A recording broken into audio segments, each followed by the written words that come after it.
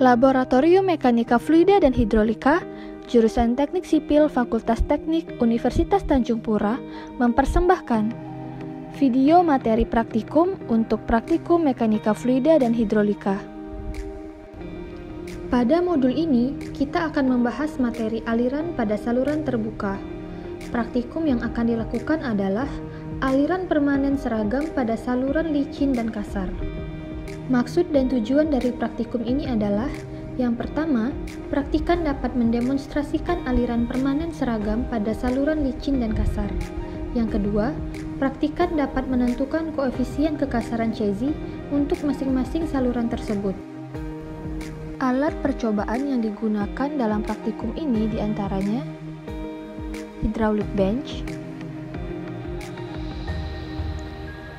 flume atau saluran terbuka, point gauge atau alat ukur tinggi muka air, penampang dengan permukaan licin dan kasar, serta stopwatch dan penggaris.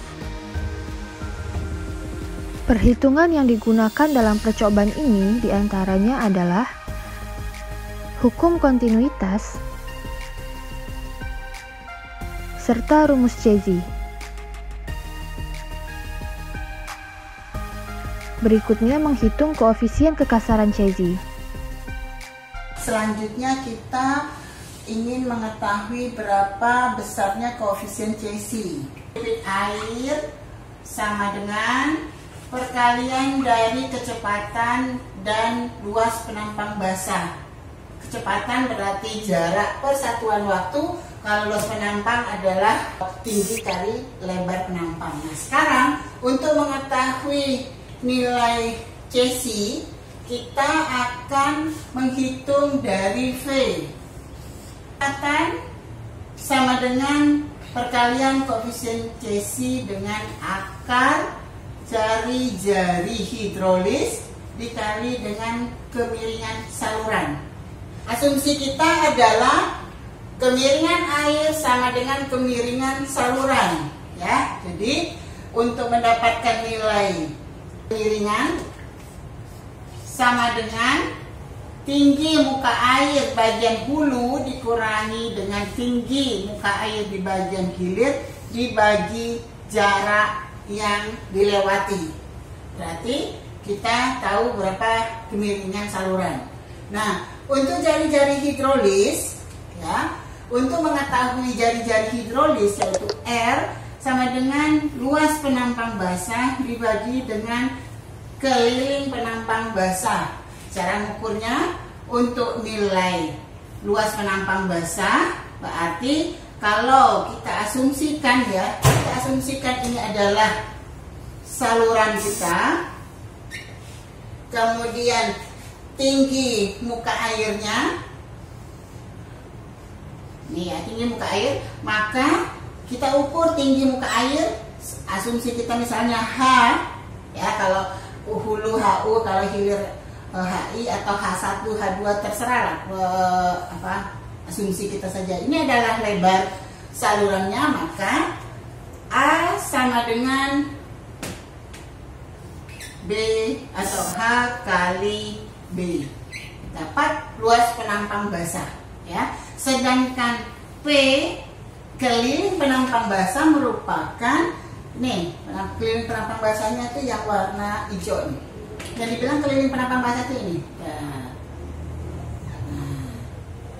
jadi dengan kata lain nilai P sama dengan 2H ditambah lebar.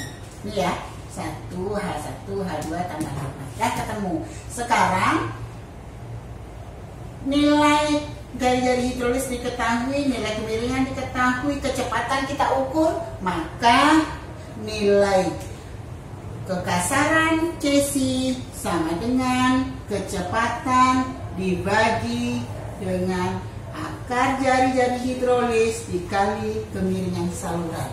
Kemudian kita akan dapatkan nilai koefisien Cesi. Selanjutnya adik-adik tinggal mengukur, berarti nanti yang diukur adalah ketinggian saluran, ketinggian air, kemudian lebar saluran sekali ukur saja sudah cukup. termasuk di dalamnya adalah kecepatan. Nah, ini parameter-parameter yang harus diukur. Nah, nanti dimasukkan dalam sebuah tabel. Berikut adalah tabel pengamatan. Untuk efisiensi waktu, terlebih dahulu praktikan menyiapkan tabel pengamatan sebelum mengikuti praktikum. Prosedur percobaan praktikum ini dimulai dengan mengalirkan air ke dalam saluran dengan menjalankan pompa.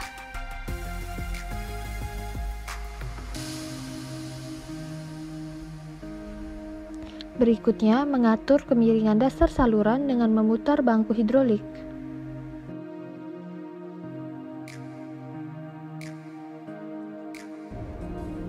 Ukurlah kedalaman di dua titik yang telah ditentukan jaraknya.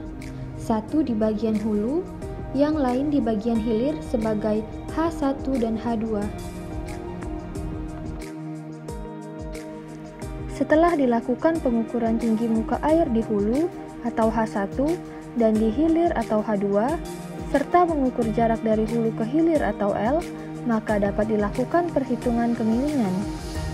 Kemiringan air sama dengan kemiringan saluran atau H1 dikurang H2 dibagi L. Berikutnya, ukur lebar penampang basah. Lalu ukur ketinggian penampang basah. Masukkan penampang kasar ke hydraulic flume.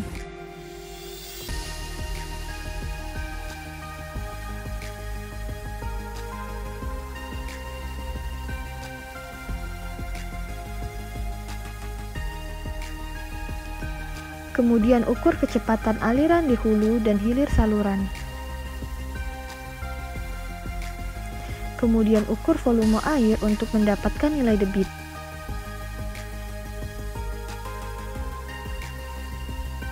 Pada percobaan berikutnya, mengikuti prosedur yang sama, namun penampangnya diganti menggunakan penampang licin. Kemudian praktikan melakukan analisa data dengan membuat perhitungan dan analisis untuk mendapatkan kesimpulan. Setelah selesai melakukan praktikum, peralatan dibersihkan dan dikembalikan ke tempat semula. Sekian video praktikum kali ini. Selamat melakukan praktikum.